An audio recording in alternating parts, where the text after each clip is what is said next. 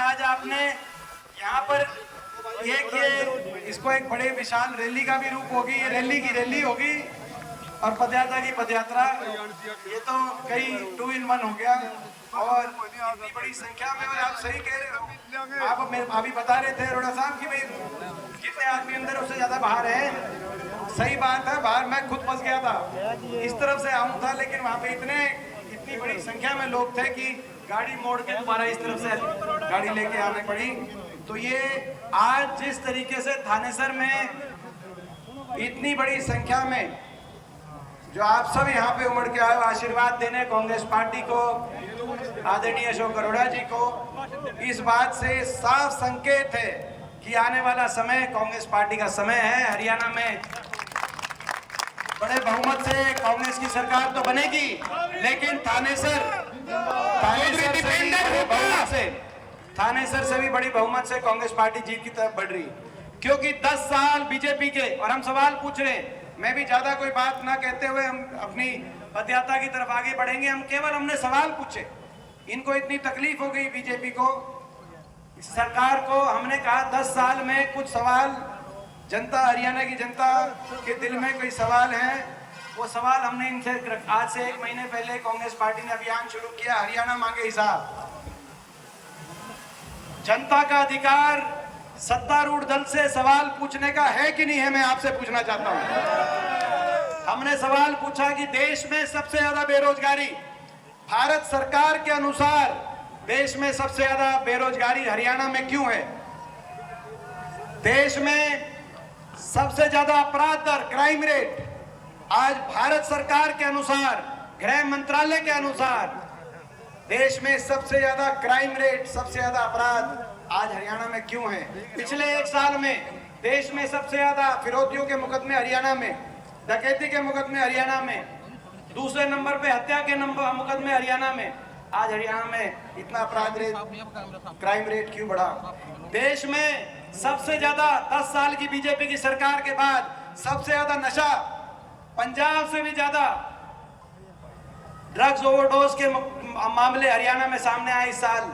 पंजाब से भी आगे निकल गया हरियाणा नशे में। जो खेल में सबसे आगे होता था हरियाणा, आज नशे में पंजाब से आगे निकल गया। 10 साल के बाद ऐसा अगर रिपोर्ट कार्ड की सरकार का हो तो उनसे सवाल पूछने चाहिए कि नहीं चाहिए, मैं आपसे पूछना आता हूं। देश में सबसे ज्यादा महंगाई आज हरियाणा में, सबसे ज्यादा महंगा डीजल, पेट्रोल, वैट सबसे ज्यादा हरियाणा में। आज अर्थव्यवस्था हरियाणा की चौपट हो गई, विकास की पटरी से उतर गया हरियाणा। थानेसर का हाल आप देख सकते हैं, पूरे हरियाणा का हाल देख सकते हैं, उमरी रोड का हाल आप देख सकते हैं, आज क्या स्थिति बनी हुई है हरियाणा के अंदर। तो सवाल इनसे नहीं पूछेंगे तो किससे सवाल पूछेंगे?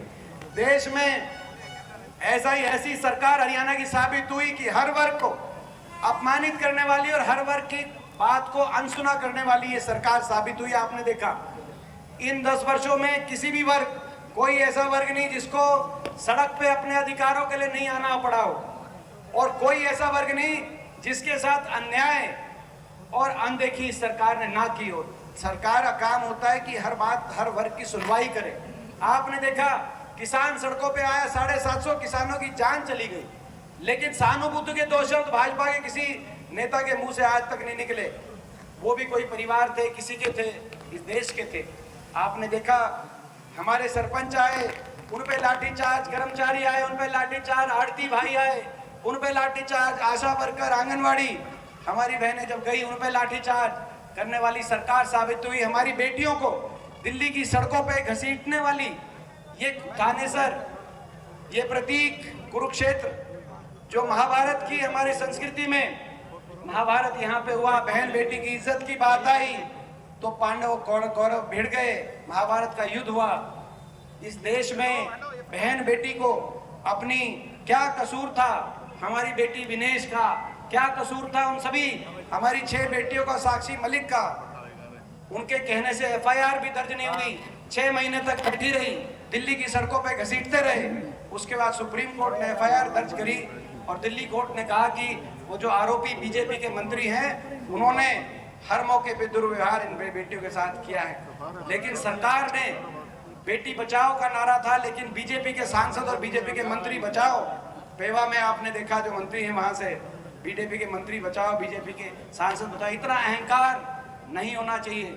और जब हम ये सवाल पूछते हैं कि आप जवाब दो, इतना एससी समाज के अधिकारों को, ओबीसी समाज के अधिकारों को छीनने वाली ये सरकार, आज हरियाणा को आपने देखा 100-100 गज के प्लॉट की स्कीम बंद हो गई। जो गरीब की लिए सारी योजनाएं चल रही थी उनको बंद करने वाली ये सरकार साबित हुई। 100-100 गज के प्लॉट की स्कीम खत्म कर दी, पीने के पानी की टंकी टूटी व्यवस्था खत्म कर दी। और क्या ले आए? IDs, property ID, family ID, portal. और जब मैंने सवाल पूछा कि ये जब गुजरात में आईडीज नहीं है, जब दिल्ली में आईडी नहीं है, तो आपने हरियाणा में आईडी और पोर्टलों के सिस्टम में लोगों को लाइनों में खड़ा कर दिया, अपने कागजों में उलझा दिया, लोगों को उलझा दिया कि नहीं उलझा दिया? मैं आपसे पूछना चाहता हूं। ऐसी ये सरकार साबित हुई। और उसके बाद कोई बोले तो जो भी बोले उसकी आवाज को अनसुना करके आगे बढ़ने वाली, 10 साल तक लोगों की सुनवाई नहीं हुई, एक ऐसी सरकार साबित हुई। और जब हमने ये सारे सवाल पूछे इस सरकार से, तो हमने कहा कि हिसाब, हरियाणा मांगे हिसाब, आप हिसाब दो। तो क्या हिसाब नहीं देंगे? अगर हिसाब आप नहीं दोगे तो कौन देगा? बोले हिसाब नहीं देंगे, हम तो कांग्रेस से हिसाब मांगेंगे। केंद्रीय गृह मंत्री जी आए, हमारे धर्मेंद्र प्रधान जी जो इंचार्ज लगे हैं वो भी थानेसर में आए थे अभी बीजेपी के चुनाव के प्रचार की शुरुआत करने। इनके तमाम केंद्र के नेता आए, बोले हम हिसाब नहीं देंगे, हम तो हिसाब मांगेंगे कांग्रेस से। ऐसे कैसे हो सकता है? हिसाब इनको देना चाहिए कि नहीं देना चाहिए? 10 साल हरियाणा कितना भट्टा बैठ कैसे बैठ गया? मैं इनको, और अब जनता जवाब देगी। और इनको मैं कहना चाहता हूँ, बीजेपी के जो सेंटर के लीडर आ रहे हैं और कह रहे हैं हिसाब नहीं देंगे, ये हरियाणा है प्रधान, है ना? ये हरियाणा है। हरियाणा का आदमी सीधा है, हरियाणा का आदमी शरीफ है, हरियाणा का आदमी ठगा भी जाता है, हरियाणा का आदमी ठगा भी जाता है।